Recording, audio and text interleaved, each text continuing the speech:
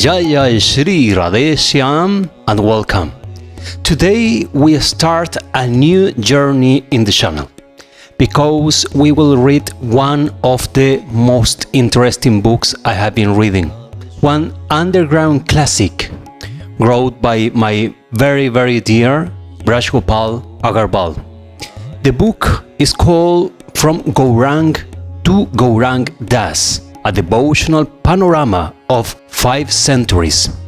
In just 268 pages, Sri Vraj Gopal Das Agarwal, my Dadu, explained the philosophy of Sri Gauranga Mahaprabhu, connected and how it is connected to Sri Radharaman Charan Das Deva, and he gave an extremely important insights on Sri Gaurang Das Babaji Maharaj from Vrindavan. His father, family, guru's line is an exquisite reading. But before starting, we will check the intro of the video reading by the author himself. This is a real blessing. I am sure you will enjoy this book, this reading, with all your heart.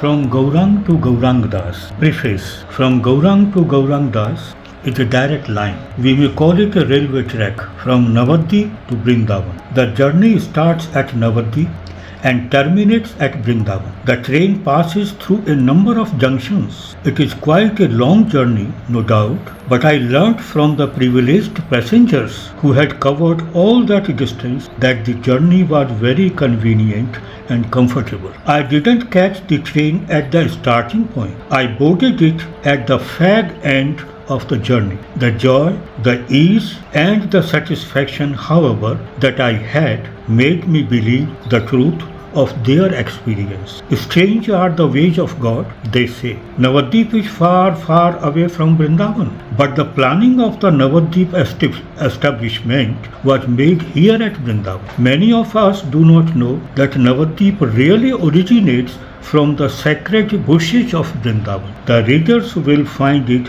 only a little later. I was very fortunate to be born in a family where Navadvip and Vrindavan easily and naturally met together. I was lucky that the names Nitai, Gaur, Radhe, Shyam, Hare Krishna, Hare Ram entered my ears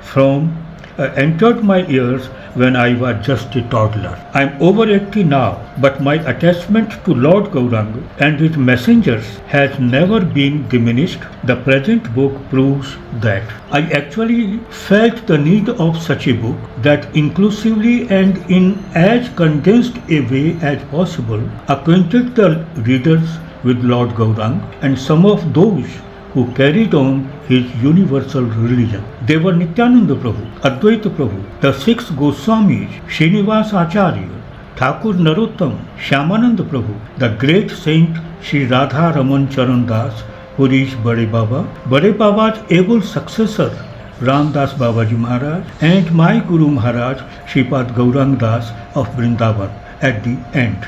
At this, I have also added to this list some god brothers of Babaji Maharaj and my Guru Maharaj. I have no doubt that the readers going through this book will certainly feel the joy, ease and satisfaction of a really good journey. Whereas this attempt, I cannot help expressing my grateful thanks to some of those whose writings have been the basis of my work.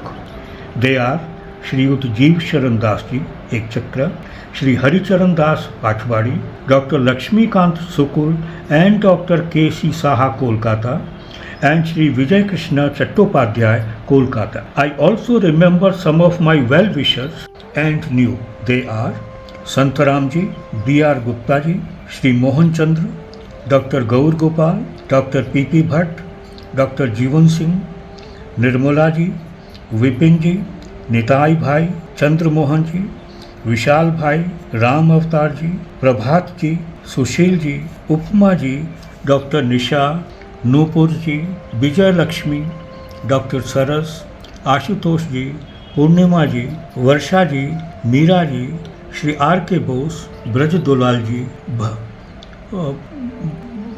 Bhavna ji, Shri Gopal ji and Nitin ji. It is no less to their credit that this book is being finalized. Sri Pavan Upadhyay has done the computer typing of the manuscript very carefully. A lot of thanks to him. I have undertaken a great task. I know inconsistency, repetition, and inaccuracy are possible. Readers will please ignore all that, focus their attention only on the underlying refreshing currents of Vraj. From Gaurang to Gaurang Das, available at Sri Radharaman Nivas, Vrindavan, Radha Kandelvas and Sons, Vrindavan, Prajya Satna Book Center in Jaipur, and Sri Vipin Prakash Agarwal, Dadanagar, Kanpur. I am reading all the information since you know already, I am quite a nerd on information and all the small details that basically it have been leading me to realize and understand so many things about life and philosophy. Right, the preface we heard already directly from Vraj Gopal Das Agarwal, and page 1, Jai Guru Sri Radheshyam. From Gaurang to Gaurang Das, time is measured on a scale of eternity in yugas.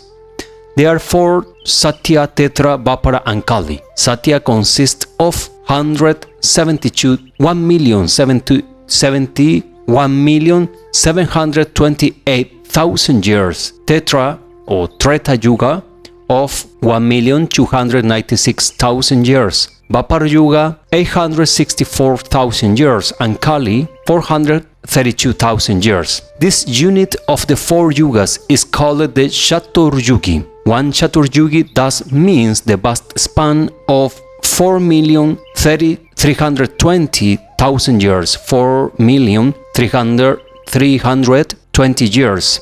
On the other hand, Lord Brahma's one day is 4,294,080,000 years long, according to the Vishnu Purana, is 4,320,000,000 years long. This is one day of Lord Brahma. Can you imagine? The cycle of the yugas continue and life on the planet goes on and on. The scriptures and the sages unanimously say that God, the power that controls the universe, is one and almighty. When religion decreases, irreligion is upmost. When saints and saintly people are maltreated and tortured, God appears on this earth planet and set the things right, mainly by killing the wicked and unrighteous.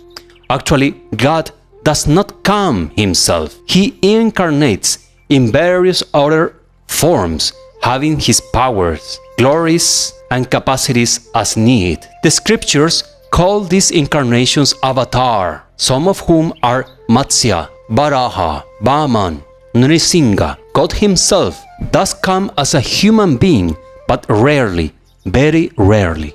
He comes only once in 4,320,000,000 years. That is during Brahma's one day. He comes among us at the end of the Vapar on the 20th Chaturyugi.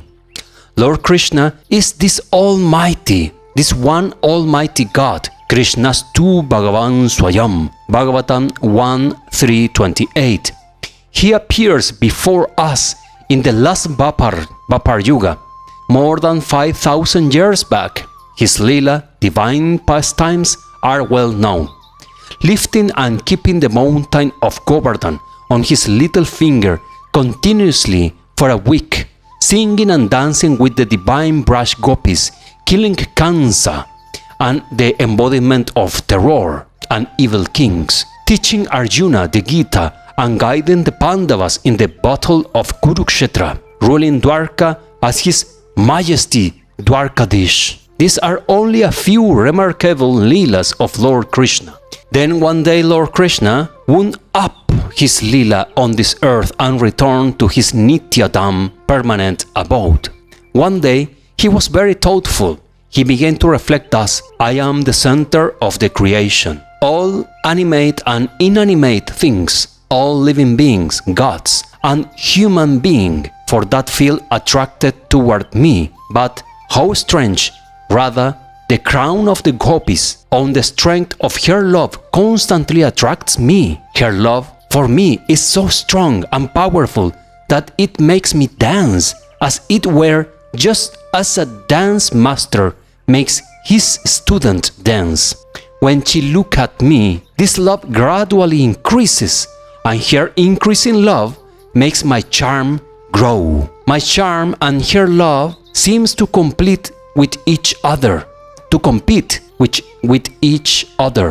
since face is the index of the mind. The joy she feels at my charm clearly manifests itself on her face. If I could know all this reflection gave rise to some wishes in the heart of Lord Krishna.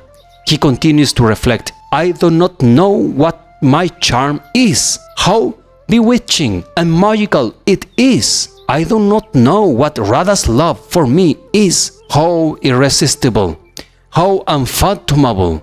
I do not know what satisfaction and bliss Radha experiences when she meets me and looks at my figure. How can I fulfill these three desires of mine? Radha is the pivot of these desires. How charming I am, only Radha knows it. What Radha's love for me means, only Radha knows it. What joy and beatitude she feels when she is in front of me, only Radha knows it. God has been fulfilling since the beginning of this creation all sorts of desires of the people. Who is there in the whole of the universe that can fulfill God's desires? God thought over the matter and came to the conclusion that his desires could be fulfilled only with Radha's help. In Vraj Lila, he was the object of Radha's love. Now, if he wanted to understand her love, he would be required to make Radha his object, no other alternative. Lord Krishna decided that we will have to take up Radha's bhav, the heart, and put on Radha's kanti complexion. He will assume a new figure, Radha, and Krishna united together with golden complexion. Thus, by becoming Radha, as it were, he will know his own charm fully, experience the verity, depth, and quality of her love, and also be able to grasp her happiness over his charm. Both Radha's heart and her golden complexion were necessary, because these two elements complement each other. Golden complexion was needed, otherwise too, it will conceal his dark blue identity from the eyes of the public. Lord Krishna finally decided to come down to the earth once again. It was just like the return of the native. Thus, in the following Kali Yuga, at the very beginning of our Kali Yuga, in the year 1486 of the Christian era, Lord Krishna reappeared at Navadvip, Nadia, in Bengal, as the younger son of Jagannath Mishra and Sachi Devi. It was the twilight, the full moon day of Falgun, the last month of the Hindu calendar. The moon eclipse began and lo, Sachi gave birth to her second gold-complexioned son. Was it simply a coincidence that the eclipse hit the moon in the sky, spreading darkness in the atmosphere, and this baby took birth as the moon of the earth, making the lying-in chamber glow? Customarily, people began to chant and sing Harinam, the holy name of God, and marched in groups to bathe in the Sunduni, the Ganges, on the banks of which Nadia was situated. The birth of the new baby with the Harinam all round was indeed an indication that the child will teach, preach, and spread the name of God as the one and only panacea for the suffering humanity in Kali Yuga. Sachi had already given birth to 8 daughters, but none of them survived. Vishvaru, the elder son, now about 10 years, was the only consoling factor in the Mishra family. The birth of the second son therefore made the family, friends and relatives all agog. The baby was named Nimai, Jai Nimai. He was also called Gaura, Jai Gaur, Gaurang Gauranga, because of his extremely fair and golden hue. His another popular name was Vishvambar. Nimai began to grow as an ordinary human child, and his childhood pranks both delighted and irritated all who came in touch with him. Sometimes Nimai will start weeping. All will try to pacify him in different ways, but he will not be consoled. Strangely, some lady from the neighborhood, clapping her hands, will begin to sing Harinam, and Nimai will at once stop weeping. It was, people thought, a foolproof device to pacify Nimai if he wept again. But once the device failed, Nimai wept and iterated that he will eat nothing but the dishes that Hiranya and Jagdish, the neighbors, had prepared to offer to God on Ekadashi, the 11th day in the 4th night of a lunar month.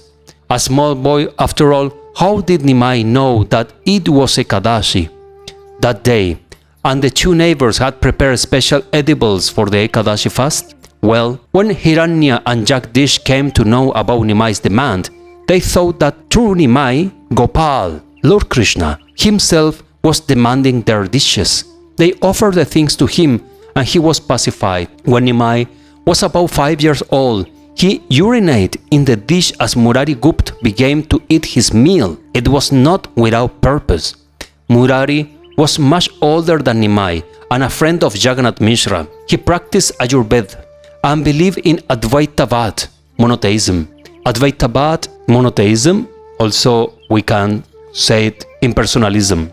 Nimai, the half-naked child, spoke like a prophet. Murari, I urinate thus in the plates of those who say they are one with God. Suffice to say, Murari soon gave up his jnana, Advaitavad, and began to tread on the path of bhakti, devotion. When Nimai grew up as an adolescent, as a teenager, Murari was one of his followers, believing that he was not God, but only an humble servant of God. But Murari changed his mind from believing that he is God to understand that he was a servant of God, no God himself. It was about the time that Jagannath Mishra began to teach Nimai the alphabet at home. In later years, Nimai studied in the Tolas, schools of Vishnu Pandit, Sudarshan Pandit, Gangadas Pandit, and for some time in the toll of Sarvabhauma Bhattacharya. The ruler of Odisha, Maharaj Pratap Rudra, heard the name of Sarvabhaum and invited him to establish a college at Puri. Sarvabhaum's stay in Navadvip therefore was very short. Well, Gangadas taught Nimai Vyakaram, grammar, while Sarvabhaum taught Nyaya, logic.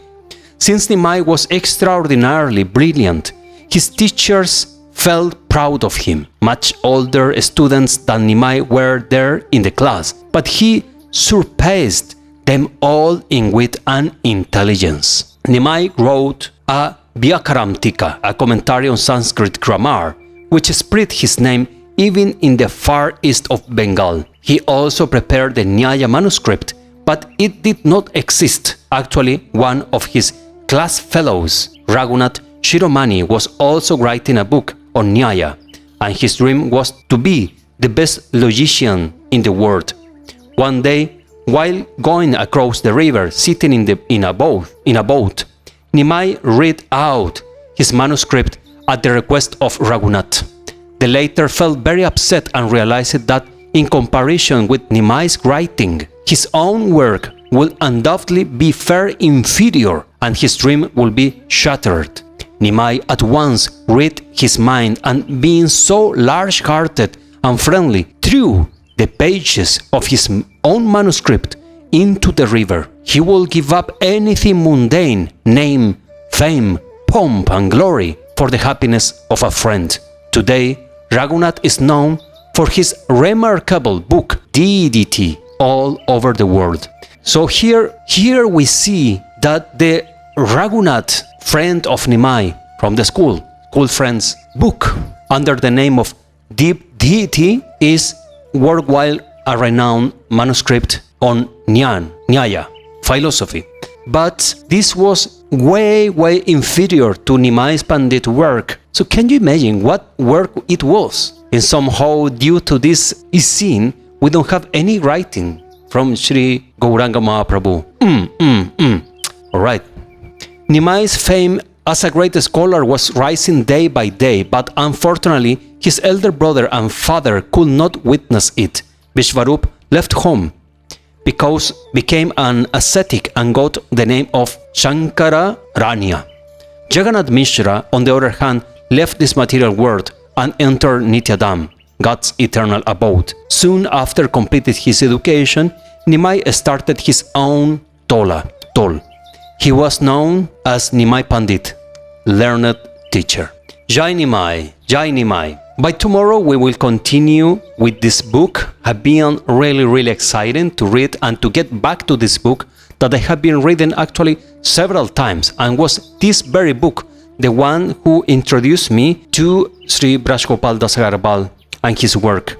If you want to get a copy of this, I think I can manage. If you cannot get a copy directly from the contacts I have been given already, that are Sri Radharaman Nivas, Brindavan, Radha Kandelvar and Sons, Brindavan, Pragya Satna Book Center in Aryanagar, Jaipur, or from Sri Vipin Prakash Agrawal, Dadanagar, Kanpur, then you can write me in the comments, or you can write me as an email, gourasanga@gmail.com, gourasanga@gmail.com, gourasanga, GHA, Sangha, gourasanga@gmail.com, and I can possibly get you a copy. I can ship to any country in case that you need something. I can do this seva. Surely I can do this seva for you and for the writer, my dear Vraj Gopal Agarwal. I hope you enjoyed this video. If you like it, then of course give like, share and subscribe to my channel. Help me to keep growing and to keep spreading the glories of Sri Gauranga Mahaprabhu. Jai Mahavira Radharaman, Jai Nitai, Jai Gaur, Jai Jai Sri Radheshyam.